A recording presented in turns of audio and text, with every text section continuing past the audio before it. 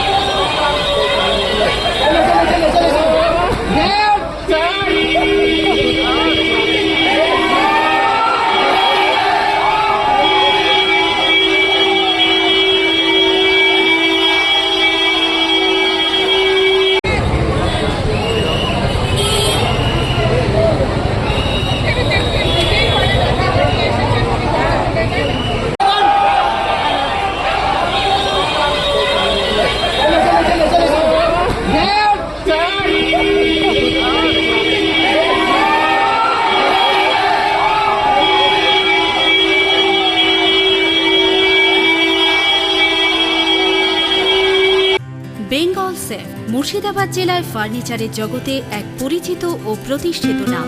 Bengal safe ৫৭ Bibi Sen road, Baharampur, Murshidabad.